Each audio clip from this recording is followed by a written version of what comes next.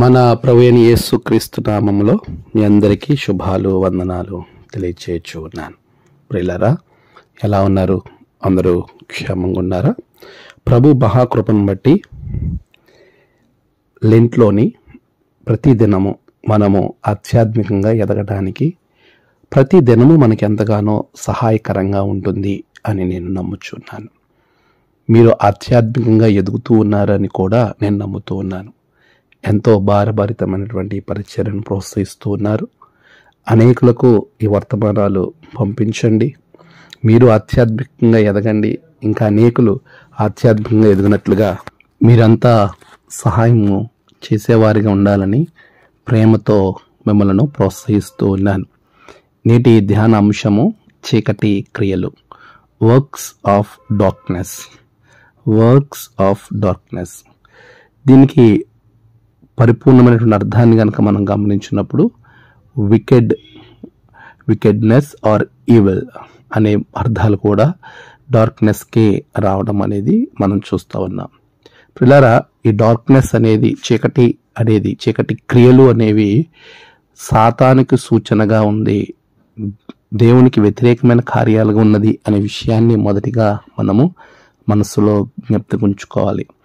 చాలాసార్లు చీకటి క్రియలు చేయటానికి, చీకటిలో దేవునికి వ్యతిరేకమైన పనులు చేయటానికి అనేకులు ఇష్టపడతా ఉంటారు, పరుగులెడతా ఉంటారు. కారణం ఏంటంటే, ఎవరు చూస్తున్నారు, నేను ఎవరికి కనబడట్లేదు, నన్ను ఎవరు గమనించట్లేదులే అనేటువంటి ఒక భ్రమలో కొంతమంది చీకటి క్రియలు చేస్తారు. అదే విషయాన్ని యెషయా గ్రంథం 29 అధ్యాయం 15 వచనంలో, మమ్ము ఎవరు చూచెదరు, మా పని ఎవరికి తెలియను అని అనుకుని చీకటిలో తమ క్రియలను జరిగించువానికి శ్రమ.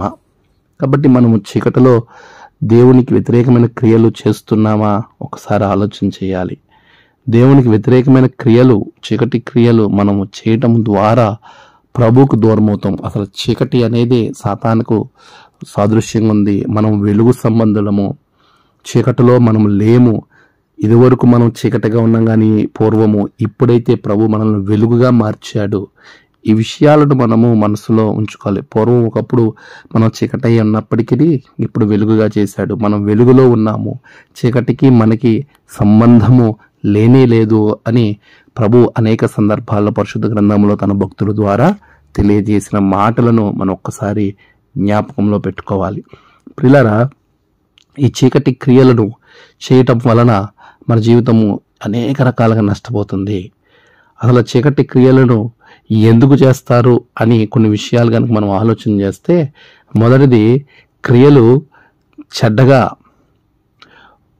ఉండాలి, మన క్రియలు దేవునికి వ్యతిరేకంగా ఉండాలి అని ఆలోచన చేసుకుని వారంతటా వారే దేవునికి వ్యతిరేకంగా తమ యొక్క మనసులను అప్పగించుకుంటారు.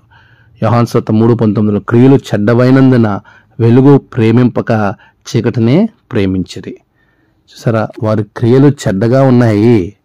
సో మేము ఈ చెడ్డ దానిలోనే ఉండాలని అనుకుంటున్నాము, కాబట్టి మేము వెలుగును ప్రేమించము, చీకటినే ప్రేమిస్తాము అని. ఎందుకు వీరు చీకటి క్రియలు చేస్తారు, వర్క్స్ ఆఫ్ డార్క్నెస్లో ఎందుకు ఉంటారంటే, వారు చెడ్డ క్రియలను ప్రేమించేవారుగా ఉన్నారు. అందుకే వారు ఆ దేవునికి వ్యతిరేకమైనటువంటి క్రియలు, చీకటినే ప్రేమించారు కనుకే దేవునికి వ్యతిరేకమైనటువంటి క్రియలు, వర్క్స్ ఆఫ్ డార్క్నెస్ని ఎక్కువగా ప్రేమించేవారుగా వారు ఉంటారు. రెండవ కారణం, మొదటిది చీకటిని ప్రేమించేవారు గనక ఆ సాతాను క్రియలు చేస్తారు. రెండవదిగా ఎందుకు వారు అలా చేస్తున్నారు అని అంటే, దుష్క్రియలకు తగిన శిక్ష కలగకపోవటం వలన వారికి దేవుడు అంటే భయం లేదు. ఏదైనా తప్పు చేసినప్పుడు వెంటనే దేవుడు తన శిక్షను పంపించి ఉంటే భయం ఉండేది. దేవుడు వాని క్రియల చొప్పున నేను చివరిలో ఇస్తానంటే అప్పుడు సంగతి చూచుకుందాంలే, ప్రస్తుతానికి మనకు నచ్చిన జీవితాన్ని మనం జీవించేద్దాం అనుకుని దేవుని భయం లేకపోవడం వలన, ప్రసంగి 8:11, దుష్క్రియకు తగిన శిక్ష కలుగపోవుట చూచి మనుషులు భయము విడిచి హృదయపూర్వకంగా దుష్క్రియలు, ఈవిల్ వర్క్స్ చేయుదురు అని అక్కడ రాయబడ్డది. దీనికి అలెగ్జాందరు అనేవాడిని మనం ఉదాహరణగా చూడొచ్చు. వాడు కంచరిగాడిది వంటి వాడు చాలా కీడు చేసేటువంటి వ్యక్తి. తిమోతికి రాసిన 2వ పత్రిక 4:14 అతని గురించి రాయబడుతుంది. యోహాను పత్రిక, మొదటి పత్రిక 3వ అధ్యాయం 12వ వచనంలో కయీను గురించి కూడా రాయబడ్డది. కయీను దేవునికి వ్యతిరేకమైన కార్యాలు చేసినటువంటి వ్యక్తి. కయీను సాతాను క్రియలు చేసినటువంటి వ్యక్తిగా ఇక్కడ ప్రస్తావిస్తా ఉన్నాడు. యోహాను మొదటి పత్రిక 3వ అధ్యాయము 12వ వచనాన్ని మనం ఒకసారి చూస్తే, మనము కయీను వంటి వారమై ఉండరాదు. వాడు దుష్టుని సంబంధి అయి తన సహోదరుని చంపెను. వాడు అతనిని ఎందుకు చంపెను? తన క్రియలు చెడ్డవియు తన సహోదరుని క్రియలు నీతి గలవై ఉండెను కనుకనే కదా. చూసారా, వారి క్రియలు చెడ్డ క్రియలు, ఈవిల్ వర్క్స్ చేస్తా ఉన్నాడు. వర్క్స్ ఆఫ్ డార్క్నెస్ లో ఉండిపోయాడు కయ్యను. ఆయన వల్లే మనం ఉండొద్దు. ఎందుకు వీరు ఈ క్రియల్లో చేస్తారంటే, మొదటిది చీకటిని ప్రేమించడం, రెండోది దేవుని యొక్క శిక్ష వెంటనే రాకపోవడం. మూడవ కారణం ఎందుకు వీరు ఈ యొక్క దేవునికి వ్యతిరేకంగా ఈ చీకటి క్రియలు చేయడానికి మూడవ కారణం, అతి ప్రాముఖ్యమైన కారణము, తిమోతికి రాసిన మొదటి పత్రిక 6వ అధ్యాయము 10వ వచనాన్ని కనుక మనం చదివినప్పుడు అక్కడ రాయబడుతున్నటువంటి మాటను మనం చూడొచ్చు. తిమోతికి రాసినటువంటి మొదటి పత్రిక 6వ అధ్యాయం 10వ వచనము ఇలాగ రాయబడింది: ధనాపేక్ష సమస్తమైన కీడులకు మూలము. ధనాపేక్ష సమస్తమైన కీడులకు మూలము. The love of money is the root of all evil అని రాయబడ్డది. అంటే ఎవడైతే ధనాన్ని ఎక్కువగా ప్రేమిస్తారో అలాంటి వారు ఈవిల్ వర్క్స్ చేయడానికి ఆస్కారము కలుగుతుంది. ఈరోజు సువార్త పాఠ్యభాగం లూకాసు సువార్త 22వ అధ్యాయం 6 వచనాల్లో మనం చదువుతున్నప్పుడు అక్కడ యూదా ఇస్కరియోతు మనకు కనబడతాడు. యూదా ఇస్కరియోతుకు సాతాను ప్రవేశించింది. అతడు ధనాపేక్ష కలిగిన వాడిగా తన హృదయాన్ని అపవాదికి అప్పగించేశాడు.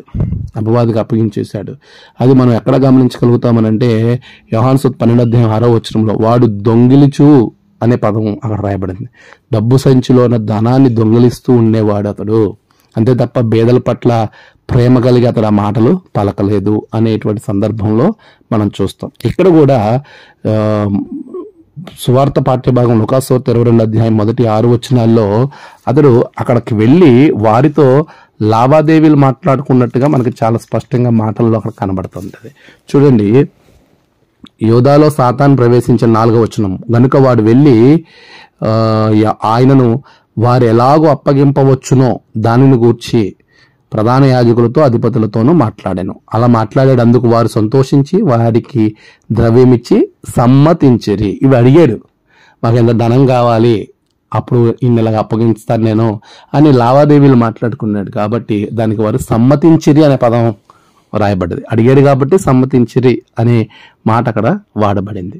ఈరోజు ధనాన్ని ప్రేమించేవారు ఎవరైనా కానీ దేవునికి వ్యతిరేకమైన క్రియలు చేయటానికి అపవాదికి చోటిచ్చేవారు ఉంటారు. అందుకే వాక్యంలో కూడా ఏముంటుందంటే, మీరు అపవాదికి చోటు ఇవ్వకండి. ఫిలిప్పీయులకు రాసిన పత్రిక 4వ అధ్యాయం 27వ వచనంలో అపవాదికి మనం చోటు ఇవ్వకుండా ఉండాలి అంటే ధనాన్ని ప్రేమించకూడదు. మీకు ధనం ఇచ్చినను దాని యందు లక్ష్యం పెట్టకండి అని వాక్య భాగంలో మనలను బలపరుస్తున్నాడు దేవుడు. పిల్లరా, మరి మనము దేవునికి వ్యతిరేకమైనటువంటి కార్యములు, చీకటి కార్యాలు చేయడానికి గల కారణాలు చీకటిని ప్రేమించటము, రెండవది దేవుడు శిక్ష ఇవ్వకపోవటం, ఆలస్యంగా ఇస్తున్నప్పుడు దానికి సంబంధించినటువంటి అవగాహన లేకపోవడం, 3 ధనాపేక్ష, 4వది విశ్వాసము లేనటువంటి విధానాన్ని బట్టి మనము దేవుడిని మనం ఏం చేస్తామంటే వదిలిపెట్టి చీకటి కార్యాలు చేస్తాం. హెబ్రీయులకు రాసిన పత్రిక 3వ అధ్యాయము 12వ వచనంలో మనం చదువుతున్నప్పుడు అక్కడ చాలా స్పష్టంగా భక్తుడు ఈ విధంగా మాట్లాడుతున్నాడు: వారు విశ్వాసము లేని దుష్ట హృదయము. ఎందుకంటే విశ్వాసము లేకపోవడం వల్ల వారిలోకి ఏమొచ్చిందంటే దుష్ట హృదయము అనేది ప్రవేశించినట్లుగా మనం చూస్తూ ఉన్నాం. సహోదరులారా, జీవము గల దేవుని విడిచిపోవునట్టి విశ్వాసము లేని దుష్ట హృదయం మీలో ఎవని యందైనను ఒకవేళ ఉండునేమో అని జాగ్రత్తగా చూచుకున్నది.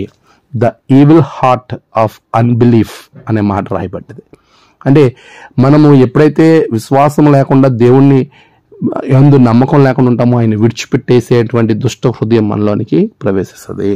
మరి విశ్వాసం లేని మూర్ఖ తరము వారి వలె మనం ఉంటున్నామా, లేక మనం ఎలా ఉంటున్నాం అనేది మనల్ని మనమే ఆలోచన చేసుకోవాల్సిన అవసరత ఎంతైనా ఉన్నది. ఈ రోజున దేవుడు మనకిచ్చేటువంటి బాధ్యత చెడ్డ క్రియలు లేకపోతే చీకటి క్రియలు, దేవుడికి వ్యతిరేకమైన సాతాను క్రియలను మనం చేయకుండా ఉండాలి అనే విషయాన్ని మనం జ్ఞాపకం చేసుకుంటున్నాం. అపవాది ఎల్లప్పుడూ మనలను చెడ్డ క్రియలు చేయటానికి ప్రోత్సహిస్తూ ఉంటుంది. ఆనాడు అనేక మంది యేసు ప్రభువును అప్పగించడంలో కూడా దేవునికి వ్యతిరేకంగా క్రియలు చేసిన యూదా ఇస్కరియోతును గురించిన ప్రవచనం కీర్తనకారుడు 2వ కీర్తనలో అక్కడ చాలా స్పష్టంగా మాట్లాడుతూ ఉన్నారు. చూడండి, మనం గమనించినప్పుడు 3వ వచనం నుండి మనం ఆలోచన చేస్తే, భూరాజులు యెహోవాకును ఆయన అభిషిక్తునికి విరోధంగా నిలవబడుచున్నారు, ఏలికలు ఏకీభవించి ఆలోచన చేయుచున్నారు. దుష్టక్రియలు, దుష్ట ఆలోచనలు, ఈ క్రియలన్నీ కూడా దేవునికి వ్యతిరేకంగా చేసినటువంటి ఆనాడు శాస్త్రులు, పరిసయ్యులు, సద్దుకయ్యులు, యూదా ఇస్కరియోతుతో పాటు వీరందరూ కూడా కలిసి దేవునికి వ్యతిరేకంగా ఆలోచన చేశారు. అభిషక్తునికి, క్రీస్తుకి వ్యతిరేకంగా వారు ఆలోచన చేశారు. మరి నీ ఆలోచనలు, నీ క్రియలు చీకటిగా ఉన్నాయా, లేకపోతే వెలుగుమయంగా నువ్వు ఉన్నావా? ఒకసారి మనం ఆలోచన చేసుకోవాల్సిన అవసరత ఎంతైనా ఉంది. ఈరోజు ఈ దినము పాఠ్యభాగాలలో చాలా స్పష్టమైనటువంటి ధనాపేక్ష వలన యూదా ఇస్కరియోతు ఏ విధంగా పడిపోయాడు. అందుకే తిమోతి అన్నాడు, ధనాపేక్షను వదిలిపెట్టు. తిమోతితో పౌలు చెప్తున్న మాట, తిమోతికి రాసిన మొదటి పత్రిక 6వ అధ్యాయము ఆయన మాట్లాడుతూ అంటున్నటువంటి మాటలను, దైవజనుడా నీవు ఈ ధనాపేక్షను విడిచిపెట్టు. 11వ వచనంలో, నీవైతే వీటిని విసర్జించి నీతిని, భక్తిని, విశ్వాసమును, ప్రేమను, ఓర్పును, సాత్వికమును సంపాదించుకోవడానికి ప్రయాసపడము. చూసారా, చాలా స్పష్టంగా జ్ఞాపకం చేస్తూ ఉన్నాడు. మనము ఈ చీకటి క్రియలను విడిచిపెట్టి చేయాల్సిన పనుల గురించి మనం ఆలోచన చేస్తే, వాటిని విసర్జించి నీతిని, భక్తిని, విశ్వాసము, ప్రేమ, ఓర్పు, సాత్వికము, 6 విషయాల గురించి అక్కడ ప్రస్తావిస్తూ ఉన్నాడు.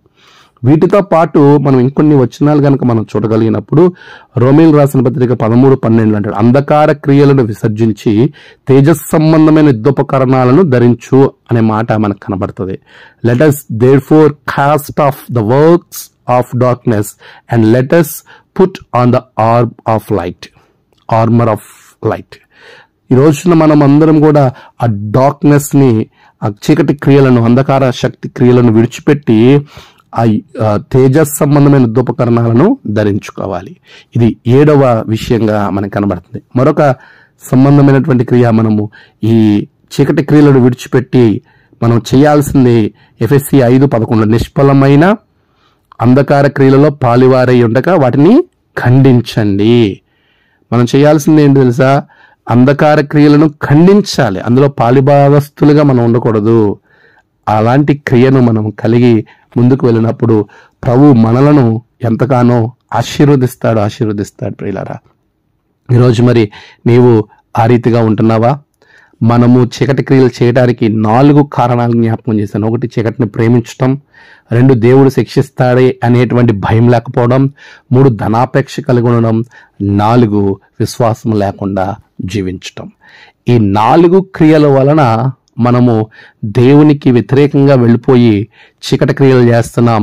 అపవాది మనలోనికి ప్రవేశిస్తుంది.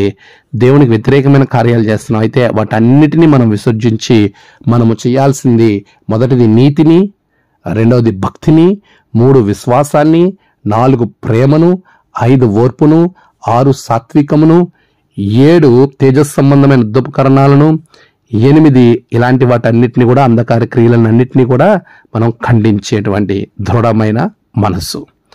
ఇలాంటి మనసు కలిగి మనం ముందుకు వెళ్ళినప్పుడు ప్రభు మనల్ని బట్టి సంతోషిస్తాడు, మనలను ఎంతగానో ఆశీర్వదిస్తాడు. ప్రియులారా, మరి అలా ఉండడానికి నువ్వు సిద్ధపరచుకుంటున్నావా? ఒకవేళ వీటన్నిటినీ నువ్వు కలిగి లేకపోతే అపవాది నీలో ప్రవేశించేటువంటి అవకాశం ఉంటుంది.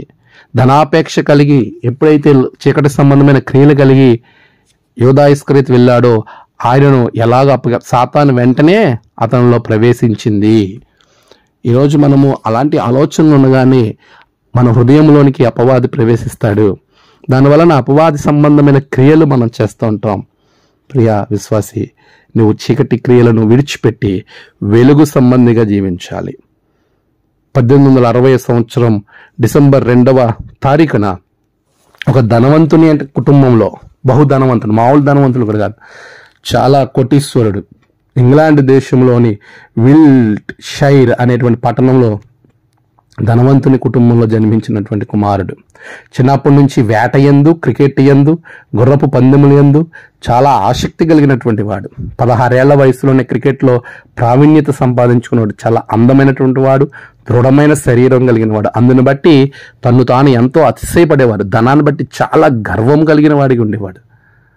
అలాంటి దేవునికి వ్యతిరేకమైనటువంటి క్రియలలో చాలా భయంకరమైనటువంటి పరిస్థితుల మధ్యలో దేవుడు తన వాక్యం ద్వారా డిఎల్ మూడీ గారి యొక్క ప్రసంగం ద్వారా మారు మనసు పొంది ప్రభువుకి సమస్తాన్ని సమర్పించుకొని ఆ ధనాన్ని, లోక సంబంధమైనటువంటి క్రియలను, అంధకార క్రియలను అన్నిటిని విడిచిపెట్టి ప్రభు కొరకు ఒక మిషనరీగా ఆయన వెళ్ళటానికి ఒక గదిలో అలాగే ప్రార్థన చేస్తూ ఉండిపోయాడు.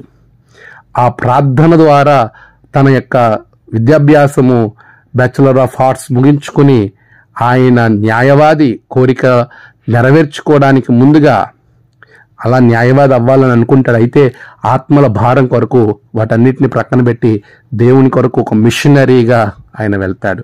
తన ఆటను, చదువును, తల్లిదండ్రులను, ఆస్తిని అన్నిటినీ విడిచిపెట్టేస్తాడు. అప్పటికే క్రికెట్లో చాలా మంచి ప్రావీణ్యత సంపాదించుకుని మంచి పేరు సంపాదించుకున్నటువంటి వ్యక్తి. కీర్తన 2:8 చెప్తున్నాడు, నన్ను అడుగుము, జనములకు నీకు స్వాస్థ్యంగాను భూమిని దిగంతముల వరకు సొత్తుగా ఇచ్చేదను అనే వాక్యమును ఆధారం చేసుకుని ప్రార్థన చేసుకుని ఆయన బయలుదేరి పరిచర్య కొరకు చైనా దేశమునకు వెళ్ళాడు. అక్కడ ఆయన ఎంతగానో ప్రభు చిత్తం కోసం మరొకసారి ప్రార్థన పూర్వకంగా 1885 ఏప్రిల్ 1వ తేదీన చైనా దేశం చేరి షాంఘై అనే పట్టణంలో 7 గంటలు కష్టపడి చైనా భాషను 7 దినములు అనేక దినాలు అంటే రోజులో 7 గంటలు అనేక దినాలు ఆయన కష్టపడి ఆ భాష నేర్చుకున్నాడు. ప్రతిరోజు 40 మైళ్ళు నడిచి సువార్త ప్రకటించేవాడు. అలాంటి అద్భుతమైనటువంటి పరిచర్య చేసినటువంటి మహనీయుడు. నీకు కలిగిందంతా బేదలకిచ్చి నన్ను వెంబడించమని యేసు ప్రభువు చెప్పిన మాటను ఆయన ప్రేరేపితులై తన ఆస్తిని, తన వాటా సమస్తాన్ని కూడా అనేక మందికి, మరి ముఖ్యంగా డిఎల్ మూడీ గారి సేవకు కొన్ని $1,000 అనాథ పిల్లలకు ఆయన ఇచ్చేశాడు. సమస్తాన్ని దేవుని కొరకు సమర్పించాడు. స్టడ్ అనేటువంటి మహనీయుడే ఈ యొక్క పరిచర్యలో దేవుని కొరకు సమస్తాన్ని వదిలిపెట్టినటువంటి గొప్ప బిడ్డ. Charles Thomas stud, Charles T stud అని ఈయన పిలుస్తూ ఉంటారు. ఈయన దేవుని యొక్క పరిచర్య 3 సంవత్సరాలు అక్కడ ముగించుకుని ఐరిష్ దేశానికి చెందినటువంటి మిషనరీ ప్రిస్కిల్లా స్టెవర్డ్ అనే భక్తిగల యువతితో వివాహం చేసుకున్నాడు. 5 బిడ్డలు వారికి దేవుడు అనుగ్రహించాడు. వారు 7 సంవత్సరాల పరిచర్య ముగిన తర్వాత 800 మంది స్త్రీలు, పురుషులు రక్షింపబడ్డారు. ఆరోగ్యం పాడైపోవడం వలన ఇంగ్లాండ్ దేశానికి వెళ్ళిపోతాడైనా. అక్కడ 6 సంవత్సరాలు ప్రార్థనలో గడుపుతాడు. ఆయనకి ప్రార్థనలో ఆరోగ్యం కుదుటపడిన తర్వాత ఆయన దక్షిణ భారతదేశం మిషనరీగా వచ్చి కొంత పరిచర్య చేస్తాడు. తర్వాత ఆయనకు వాతావరణం పడకపోవడం వలన తిరిగి మరలా తన దేశానికి వెళ్ళిపోతాడు. అలా వెళ్ళిపోయిన సందర్భంలో ఆఫ్రికా వెళ్ళమని ఆయనకు ఒక పిలుపు వస్తుంది. కానీ ఎవరు ఆఫ్రికా వెళ్ళరు. కానీ ప్రార్థనలో ప్రభు చెప్తున్నాడు, నీవు వెళ్ళు అనేటువంటి స్వరాన్ని స్టడ్ వింటాడు.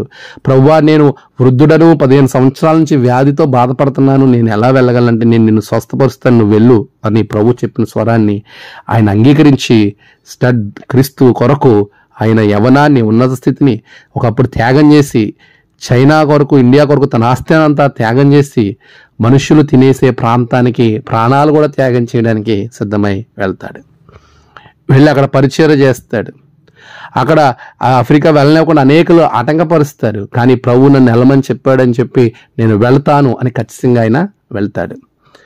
ఆయన సమాధి అనేక మందికి మాదిరిగా ఉండేటట్లుగా ఆయన సమాధిని భూస్థాపన కార్యక్రమాన్ని జరిగించారు. స్టడ్ ఆఫ్రికా వెళ్ళి దేవుని కృప వల్ల 20 సంవత్సరాలు పరిచర్య చేసి అనేకులను యేసు యొద్దకు నడిపించాడు. బైబిల్ని ట్రాన్స్లేట్ చేశాడు. 69వ ఏట ఆయన చిన్న గుడిసెలో ప్రభునందు నిద్రించడం జరిగింది. ప్రియులారా, ఈరోజు మనం ఆలోచన చేయాలి. ఆయన చనిపోయినప్పుడు ఇంతకుముందు చెప్పినట్టుగా ఆయన పార్థివ దేహం మీద కప్పినటువంటి వస్త్రం పైన సైనికుడు, పరిశుద్ధుడు అనే మాటలు రాయడం చాలా గొప్ప మాదిరిని అనేక సేవకులకు, విశ్వాసులకు ఆయన కనబరుస్తున్నాడు.